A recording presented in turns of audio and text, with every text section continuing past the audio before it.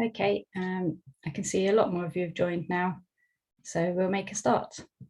So, hello everyone, and welcome to today's webinar, which is the Higher Education and Public Sector Update, Accessibility Allies with the University of Southampton.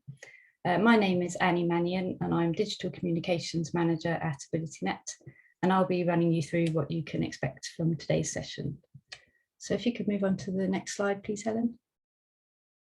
So just to go through a few bits of housekeeping, we have live captions on the webinar provided by MyClearText. So thank you, Judith, who's doing those in the background. You can turn those on using the closed caption option, which is on the control panel, and additional captions are also available at streamtext.net/player?event = AbilityNet. And slides are also available at slideshare.net/AbilityNet, and also on our website at abilitynet.org.uk/Southampton-webinar.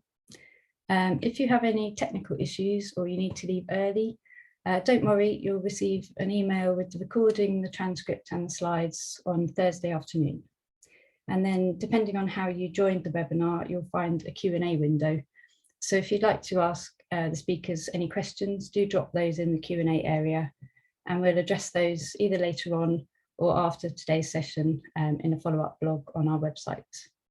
And then we also have a feedback form, which you'll be directed to at the end, which invites you to tell us about any topics you'd like us to cover in our webinars. So please do complete that if you can. So if you can move on to the next slide, please. So for those of you who aren't yet familiar with AbilityNet, we support people of any age living with any disability or impairment, and we support them to use technology to achieve their goals at home, at work and in education. And we do this by providing specialist advice, services, free information and resources like this webinar. And I'll share a bit more about this at the end of the webinar. Next slide, please. So today we're joined by Sarah Fielding, Matthew Deeprose and Luke Searle from the University of Southampton on their digital learning team. And they'll be sharing their Accessibility Allies project successes and processes. And then also joining us, who's with me now at the moment, is Helen Wickes, Education and Workplace Relationship Manager at AbilityNet, who will provide an update on the public sector body's accessibility regulations and some general accessibility information. So just before Helen kicks off today's webinar content, I'm just going to start with a poll. So can you tell us, I'm just going to launch it now.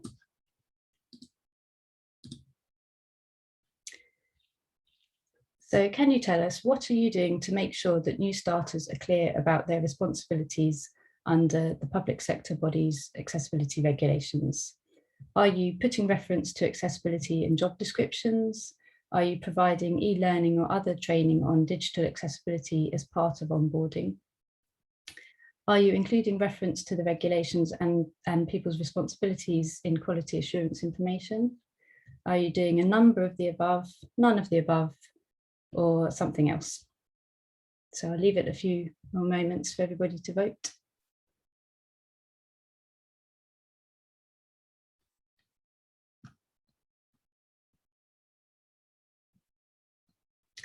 Just to let you know, depending on how you've joined the webinar, you may find you can't see the poll, but you can respond in the Q&A panel. So just a few more moments. Just over half of you have voted at the moment.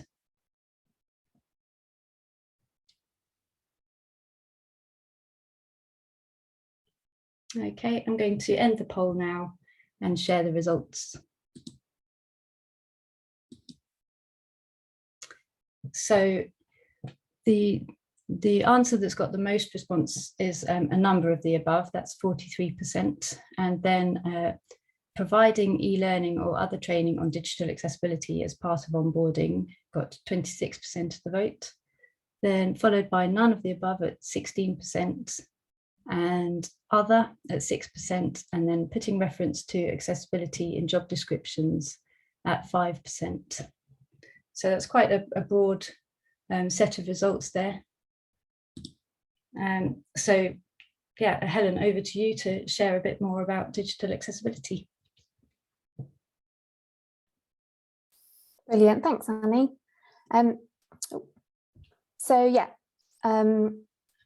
Hi everyone, thanks again for joining us today. As Annie mentioned, I'm Helen, I'm the Education and Workplace Relationship Manager at AbilityNet. So today I just wanted to give you a brief update on the public sector regulations and then a little bit about how we can continue to support you in your digital accessibility journeys.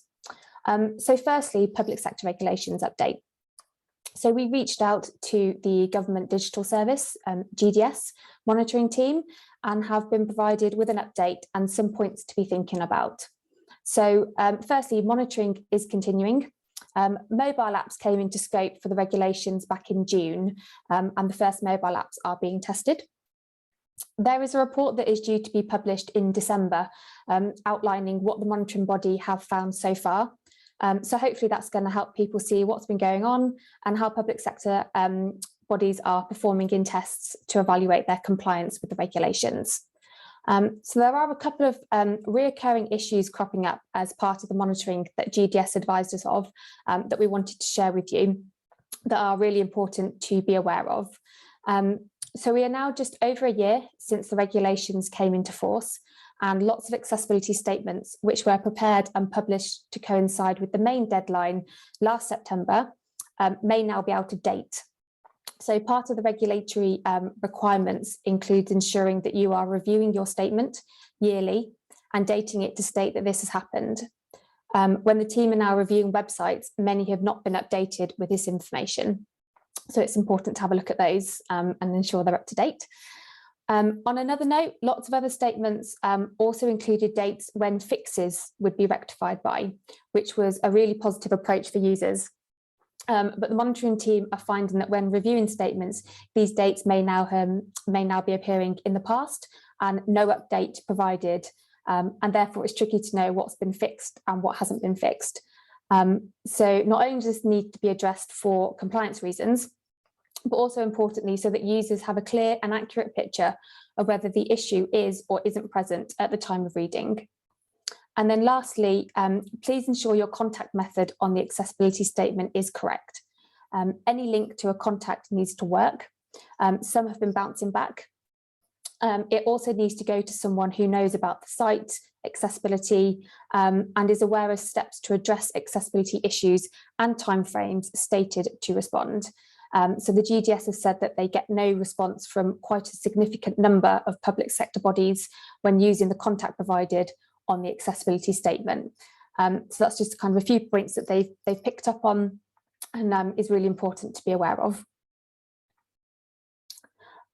So moving on to the next, so thank you for answering the poll that Annie just shared. Everyone's been working really hard over the last few years to get ready for the public sector regulations and then continuing making their estates compliant.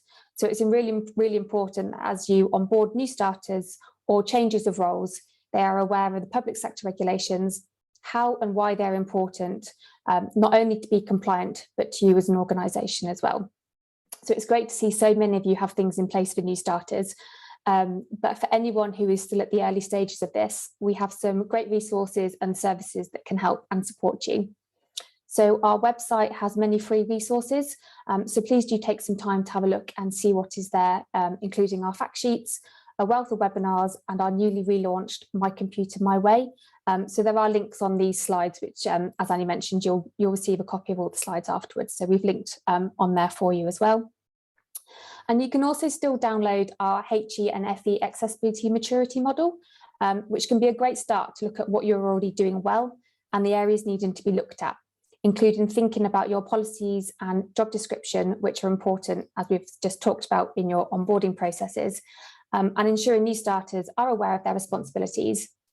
If you'd be interested in a guided session looking at the maturity model with the full range of evidence points, then please do get in touch and we'd be happy to do that with you as well.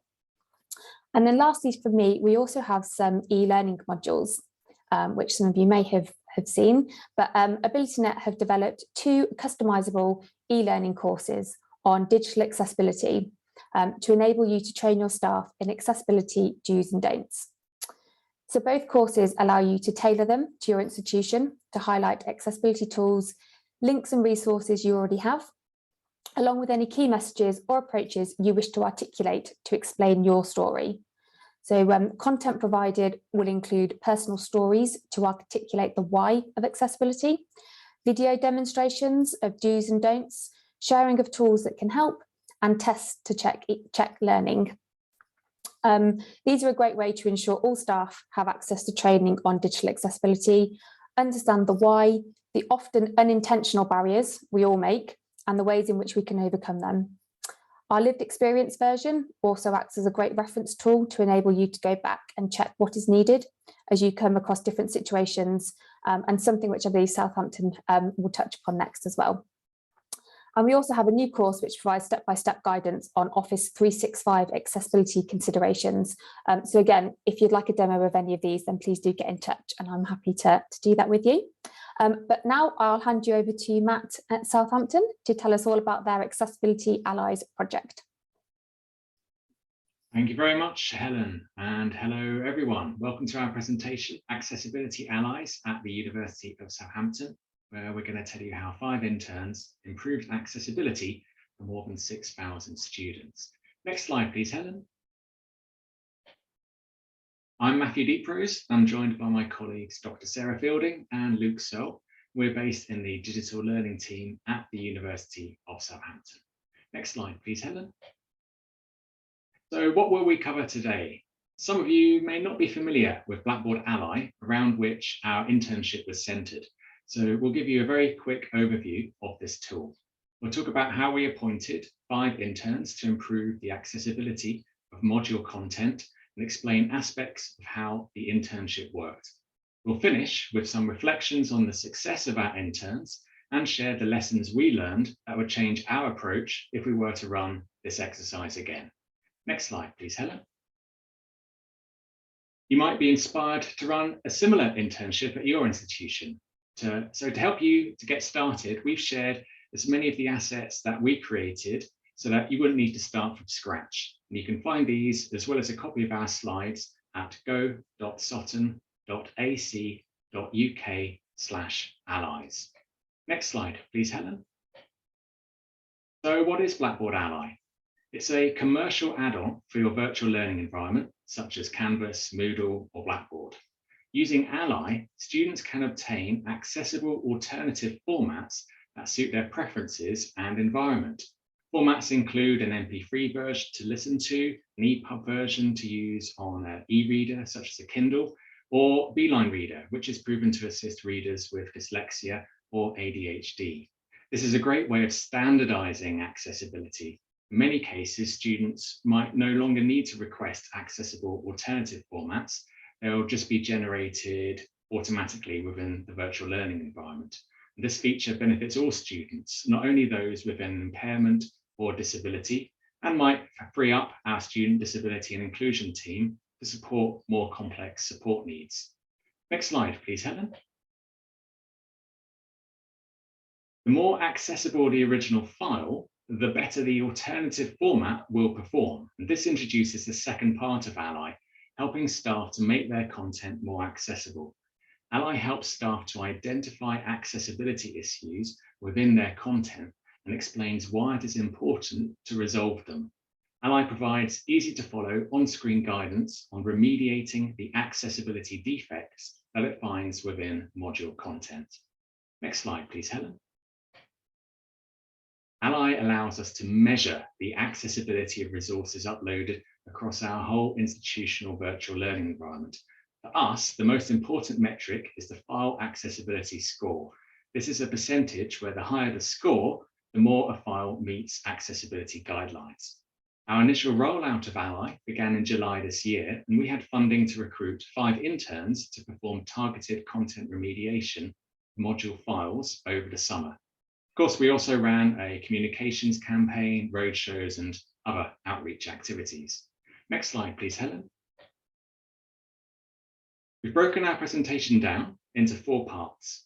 And next, I'm handing over to Luke to talk about the preparation and initiation activities. Next slide, please, Helen. Thank you, Matt.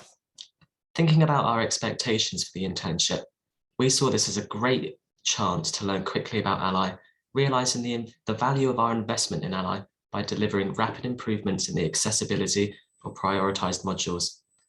We'd hoped that the accessibility allies would help us to identify common themes and the top areas for future staff development.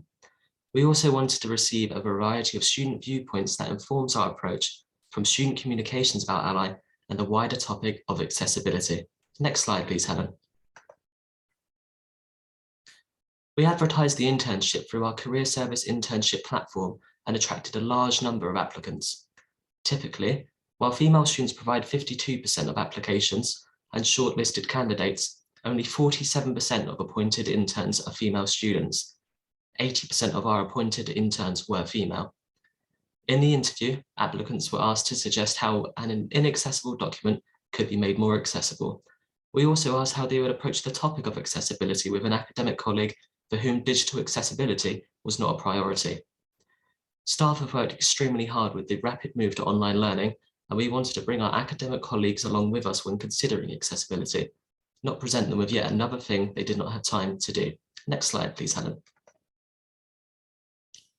As part of our induction activities for our allies, we identified a number of training materials.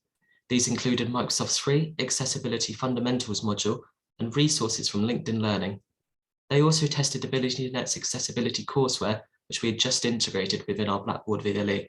This module includes personas, use cases, and examples of accessible practices.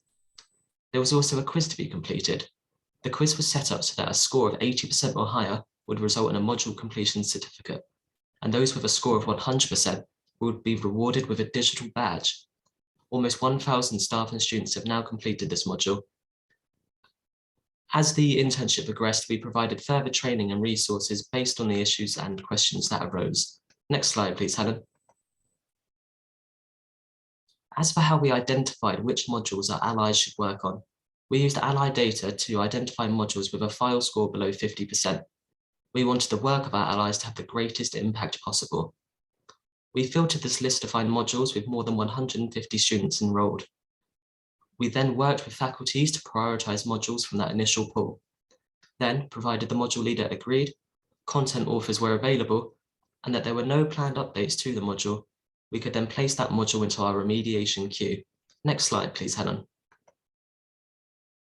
We developed a simple process for working through the modules. At the beginning, we would record the initial accessibility scores and take backups of all the files, just in case.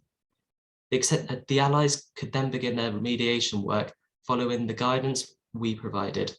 Sometimes staff share PDFs on their modules. These PDFs would typically be created from standard Office documents. To sustain improvements in accessibility, we requested the original course files from our colleagues, and the allies remediated those.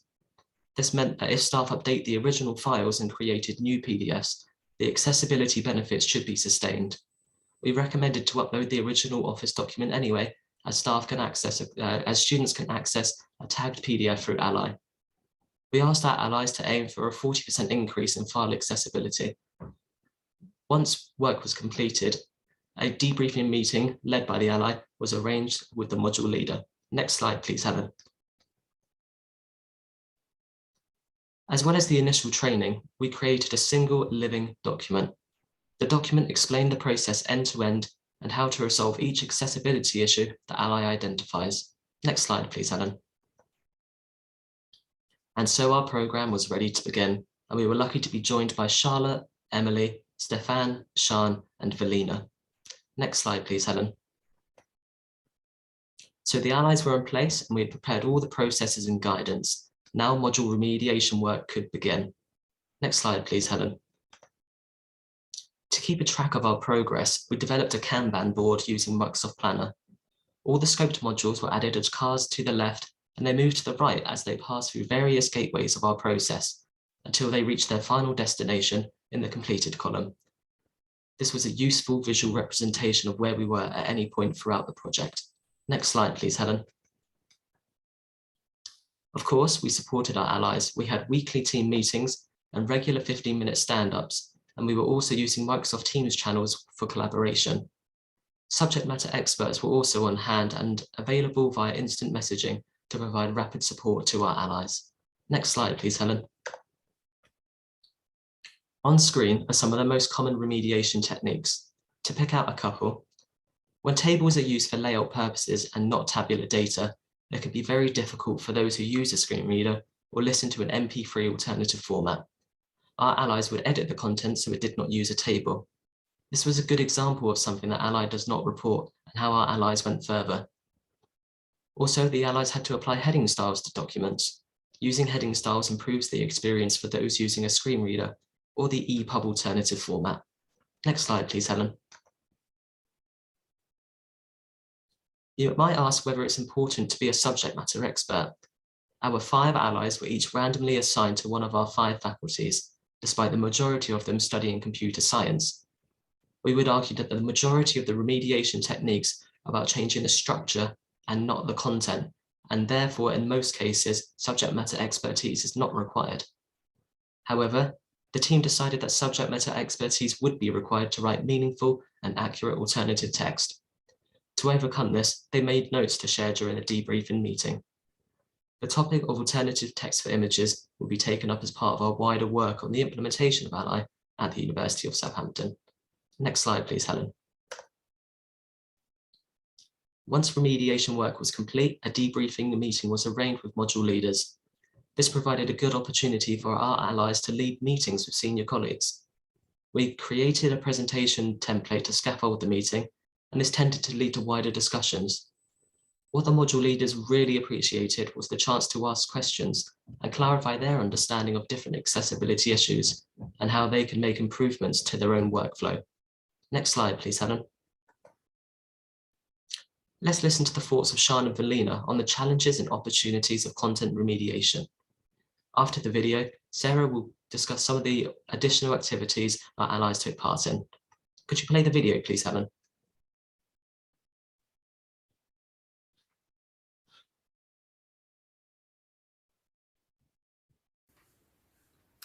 Among the challenges, the most common one was a missing heading structure.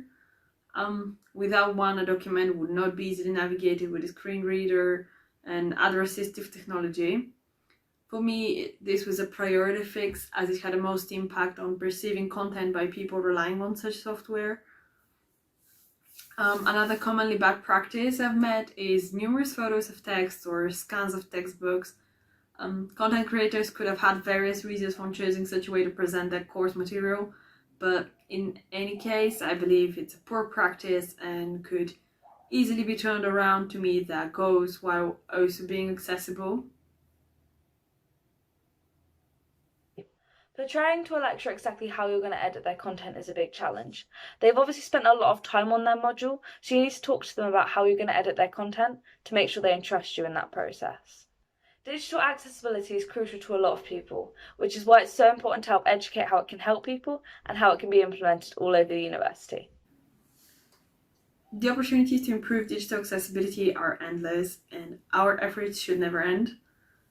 With each slight change and a small step, we get closer to providing equal access for everyone. That said, while reviewing some of the inaccessible practices in the internship, we could find some minor issues in the software that has been used in the university. In one of my courses, a cloud representation of responses to an online poll was being flagged as having a contrast issue, which meant that the cover between the cover of the text and the background was not enough, making it hard to read. So we then contacted the platform, making them aware of the issue, and they uploaded a new interface so that it accommodates for everyone's needs. Thank you. Next slide, please, Helen.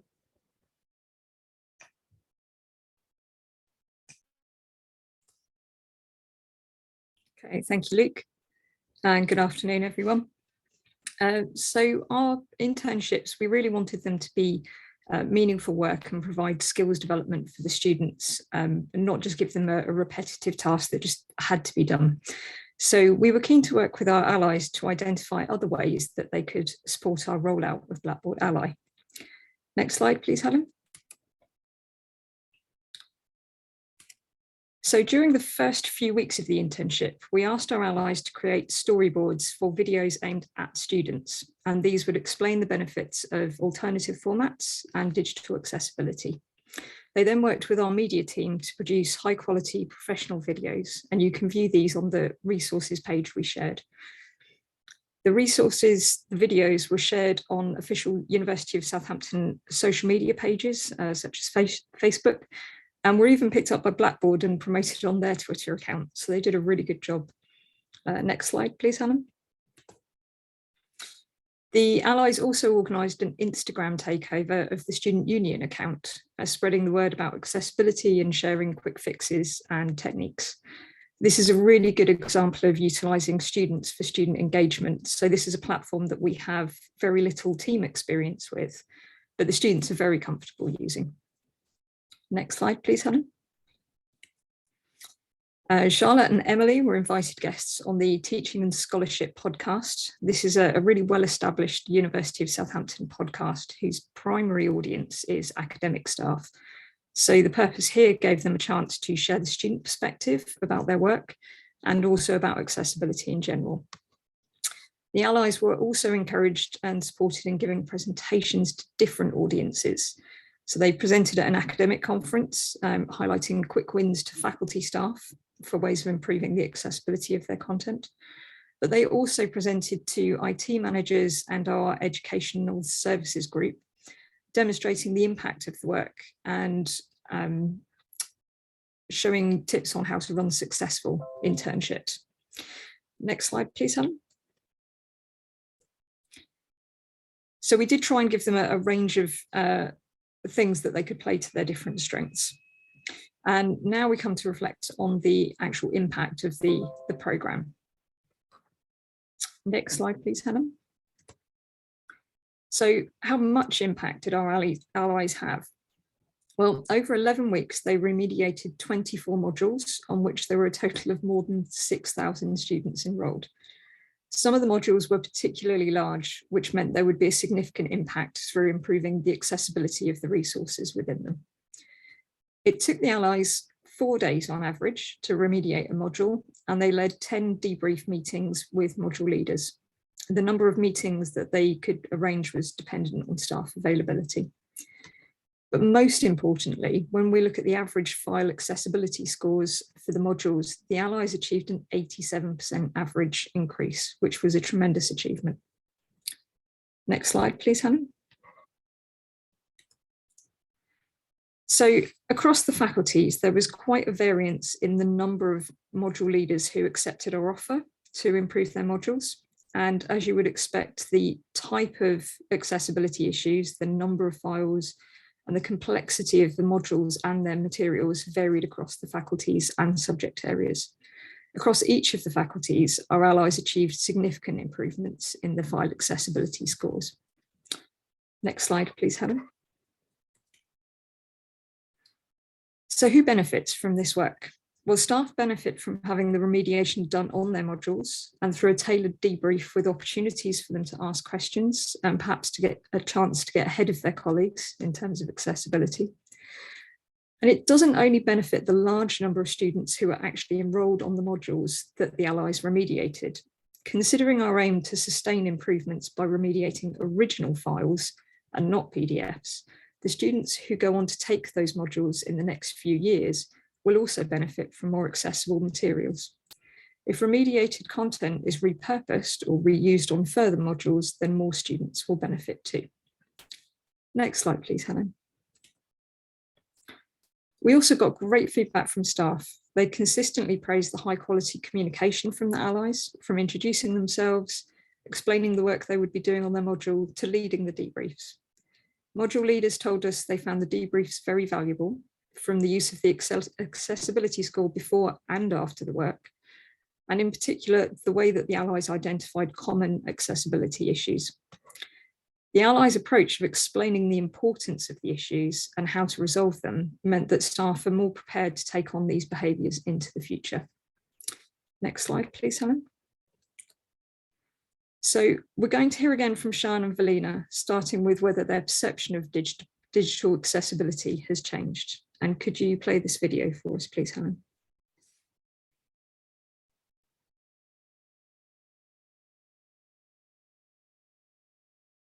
It's allowed to help me see what small changes can be made to help a large university population, and it showed me how important it is that everything you create is accessible.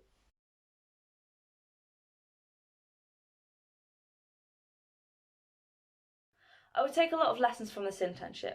Most importantly, that accessibility should be forefront when creating any kind of resource. I've also improved a lot of my soft skills like teamwork and communication that I would take forward into the next stages of my academic career.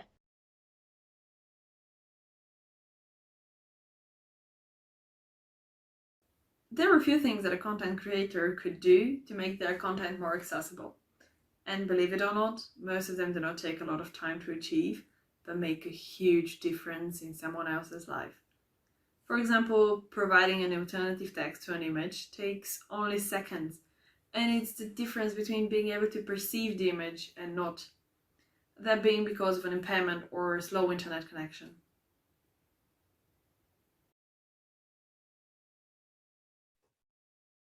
And now I'm going to hand back over to Matt to bring our presentation to its conclusion.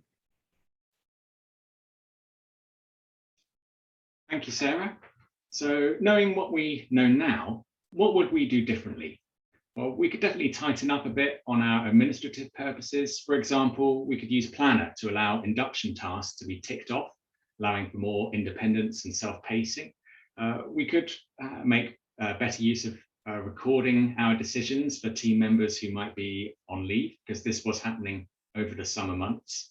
And also ensuring that accessibility data was being kept in a single source, as inevitably after a while, or maybe not inevitably, but after a while we found recording of data was appearing in different places than we might have expected.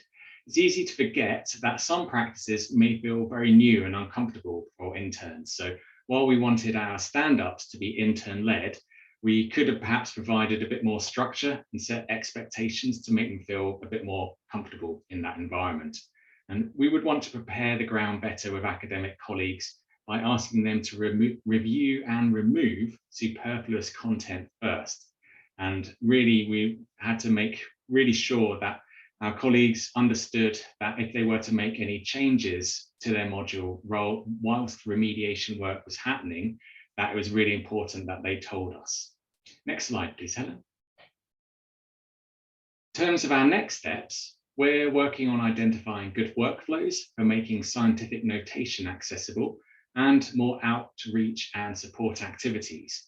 Common feedback from staff was that no one ever told them how to use certain basic features in Word, like heading styles. And this feeds into our wider work on increasing the digital literacy of university staff and students. Next slide, please, Helen. Of course, remediation of module content is only one aspect of digital accessibility within a university. Really, an institution-wide approach is needed, and that means that we consider digital accessibility in everything the university does, from IT services through procurement, communication, teaching, and so on. And accessibility should be embedded within our policies and processes so that it's not seen as an add-on or an extra, but just a part of what we do. Next slide, please, Helen. And on that topic, I'll be presenting alongside colleagues from Southampton and University College London on the topic of how digital accessibility can be embedded within the policies and processes of university IT departments, which is another aspect of that institution-wide approach. Those who work in institutions that are UCISA members can book to attend the session via the link on screen, but that's also on the webpage that we mentioned earlier. Next slide, please, Helen. So thank you for listening, and thank you especially to AbilityNet for inviting us. And back to you, Helen. Well, thank you so much, Sarah, Matt and Luke, and some fantastic achievements from the interns and all your team. I'm sure you've all got a lot of questions you'd like to ask everyone on the panel. So if you have a question, please do fire away in the Q&A window. We've already had lots of questions through. So I doubt we'll manage to cover everything right now. So we'll capture any unanswered questions on our website in the next couple of days, and you'll be sent a link to access them. So just to kick off, let's see, looking through the questions. There's a question from Julia here. Did the interns have prior knowledge or experience of accessibility before this? So on the whole, no. They were very passionate about it. We were blown away by the number of applications that we actually had for the role. So there were a huge number of students that were really passionate about inclusive education and improving accessibility. We had a few students who had kind of personal experience of needing additional, sorry, what is it I'm trying to say here? They had some additional requirements, and they had direct personal experience of that. But predominantly in terms of the remediation preparation, that was all training that we provided to them at the start of the internship. Okay. Let's look at some of the other questions. Is a database, this is a question from Joseph, is a database being used to keep track of the remediated documents? In this way, future courses can use these files again without having to go through the remediation process again. And Joseph suggesting. I'll put Luke on the spot with that one and pass that question over to you, Luke. Wonderful. So with some of the larger modules, for example, our faculty hubs, we have kept a activity log of all of the different resources that have been remediated during the time of the internship. As for the slightly smaller modules, so like the normal teaching modules, this content is hosted on the module page itself. And when that rolls over to the next academic year, those remediation will be sustained anyway. Okay. Thank you. Great. And a question from Mark. What tools did you use to impose structure on the documents? I think I've seen a couple of questions about financing the project. So for this question, I'm going to pass that over to Matt, and then I'll pick up some questions about how we've managed to fund the work, if that's okay, Annie. Yeah. The majority of the documents that our allies remediated were office documents. So it was mainly a case of ally would highlight issues, for example, missing headings, like no headings at all, or where the heading structure wasn't in order, for example, starting with a heading 2, then a heading 1, then a heading 3. So they would use the original tools that created those documents, such as Word or PowerPoint. They might also use the accessibility tools built into Office 365 to look for any additional areas that Ally had not identified. And we also, although this isn't quite answering the question, but we also mentioned or gave feedback on a few things, for example, the British Dyslexia Association style guide. So other aspects to look out for. So they were typically applying that remediation in the Office tool, such as Word or PowerPoint, double checking it with the accessibility inspector. And then when you upload it back through Ally, Ally then checks that you have made the document better, and it will also tell you if it's identified any other issues that remain to be resolved with that document. So hopefully that comes some way to answering that question. Excellent, thank you. A question from Sue is, did any of the interns face opposition in their areas? And if so, how were these resolved? Luke, can I put you on the spot for that one? Because you sat in on some of the module debriefs there. Yeah, so I think given the difficult year that academics have had with all this rapid change to their sort of teaching practice, I think we did anticipate getting some resistance to this type of project. What usually happened then is we'd reach out to that academic on a one-to-one basis and see if we can sort of mitigate and alleviate some of the concerns they have. We were very fortunate that we didn't have many issues at all, particularly after speaking to an academic and listening to their concerns on a one-to-one basis and sort of identifying that we can work with their module in a bespoke sense, so we can help them that way as well. Yeah. Could I just add to that working with the allies, we kept a log of the types of questions that were being asked, so that we could have like common standard answers to those questions. And if I remember right, I put a copy of that on the webpage that we shared earlier. So that might also, if you want to do something similar at your institution, that might help you to answer some of those questions as well. Something else that I would just add as well to what Luke was saying, it was really important that we gave people the opt-out option. So although they might have had a very large module, a large number of students, a large number of files, they still had the opportunity to say it's not the right time for me right now, thank you. So it wasn't something that was being done to them, it was very much done with them. And the people that engage with it have become much better champions for that. There's a connected question actually. Do you have any tips on getting buy-in to invest time in improving course materials from already time-pressured staff?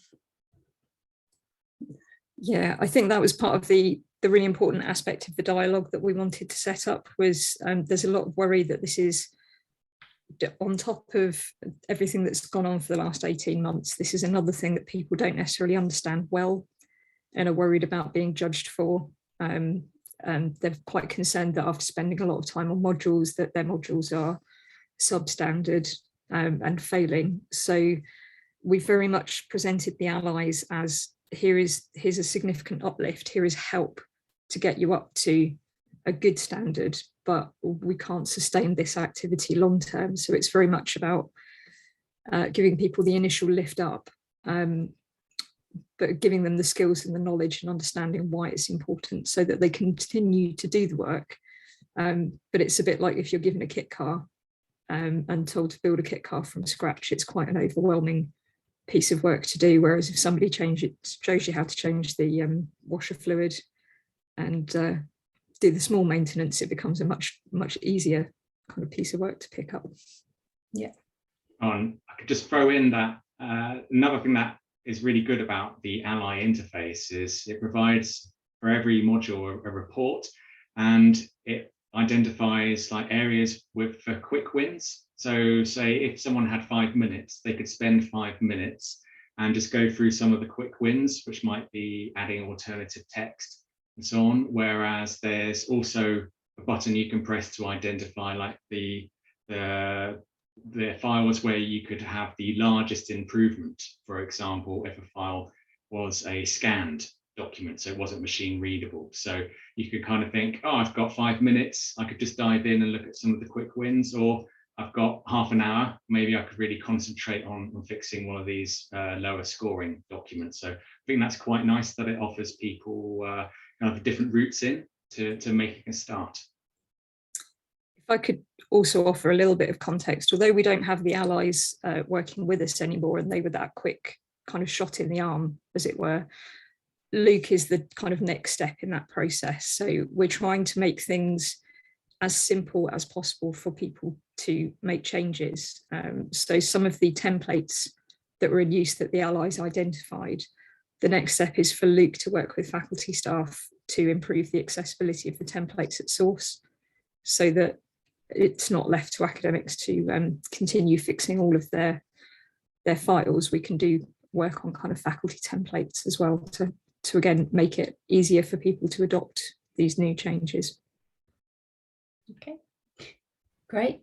A question from Sian. She says, sorry, she may have missed the bit where this was discussed, but how did you go about identifying the courses for the internship, for the interns to work on? Yeah, so I'll take that just briefly. It will be in the slides, but essentially we looked for very large modules that had more than 150 students on them.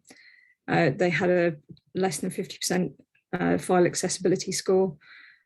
That gave us a kind of a course picture of the modules that needed the most help, but then we also worked with faculty sort of senior leadership to find out which of those modules could be prioritised for the faculty. So again, it was very much done in negotiation with academic staff. Great, thank you.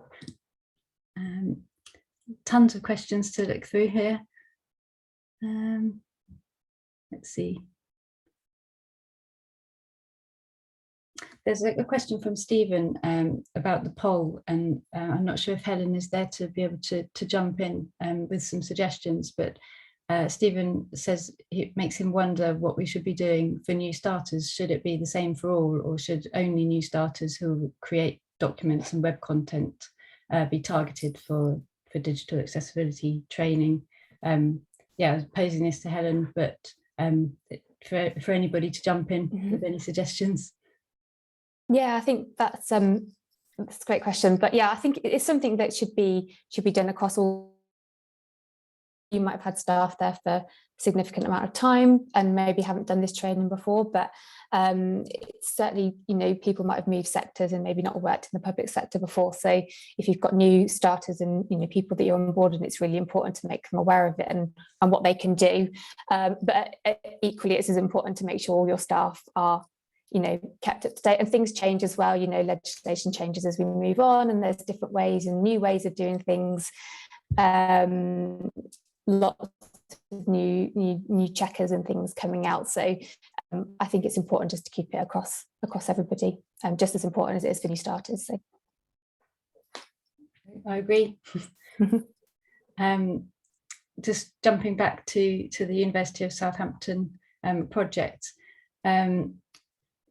There was a question about, were there any particular areas that the interns struggled with, or you as an organisation struggled with? For example, screen readers versus people with dyslexia and meeting their needs? I think I might pass this one over to Matt, because Matt's been working quite a bit with our formerly known as Enabling Services team. So if I can pass this one to you, Matt. Yeah, I think thinking about the particular challenges that our allies found, and I'm just going to answer with what comes to my head first, which isn't necessarily the most important things. But I remember we would often find areas where we weren't quite sure how to start approaching it. For example, the use of screenshots of say a screenshot from a spreadsheet that had been added into a document, or where a document had a table that was used for layout purposes, but how best to take it out of that table and to try to achieve the same result, but in a way that would be as accessible as possible. And how we tended to just try to work these through on a case-by-case basis. But I think that as our internship progressed, I was really impressed by how our allies were able to really quickly take the initiative and to kind of start to work out solutions on their own, but still with our support. We weren't looking too much at actually testing with a screen reader. Testing with a screen reader is something that ideally is best done by someone who uses a screen reader every day as part of their daily life, because as anyone who's tried learning using NVDA, for example, it can be quite tricky to get to grips with and take an awful lot of experience and practice. So we were particularly careful not to make anything worse through our ignorance, and focus on areas where we were confident that we could make that resolution and make it in a way that would have the greatest benefit. But it is a very good question, and it is something that I'm sure we will be dealing with for a long time as well. And as Helen was saying, technology changes and the recommendations might change as well. So sorry, that might be a bit wishy-washy, but that's the answer I have for you for now. Okay, no, that's great. There are a few questions about how the budget was decided for the great scheme, and also a question about the rate of pay for the team. I don't know if you've got anything to share about where the funding came from. Yeah, I'd be happy to talk around that. So the interns were paid at an hourly rate of £9.87 per hour. We had 5 of them in for 11 weeks, mostly working full-time, but not necessarily right up to that maximum figure. It was funded through IT services because we're actually running a much larger VLE enhancement project over a couple of years. So part of that support package includes staff on fixed-term contracts to provide bespoke training and support, and software engineers working on building improvements into the VLE. So it was part of a much larger strategic package of work associated with the VLE. So we were very fortunate that we were in a position where we could have 5 in for a sustained period of time over the summer, but also we'd never done anything like this before. So it was a case of, if we're able to get them in, how much time is it actually going to take? Because we wanted to be able to say to staff, as an estimate, if your module is this complex, it would take somebody this amount of time. And I think we've got a good idea of how much time that takes now. Fantastic. I'm just going to ask a kind of similar question that's been asked by a couple of people, just to kind of to round up. Are you planning a second round next summer? And also, you know, what are your plans for the next round? You know, are you planning anything else in addition to this, to repeat the internship in other university-wide areas as well? Certainly in digital learning, we're really committed to a programme of internships. We've always got work that would really benefit from having student voice and student input, and it's not just from an accessibility point of view. So we will definitely be getting interns back in. It might be more on an individual basis, it might be through term time.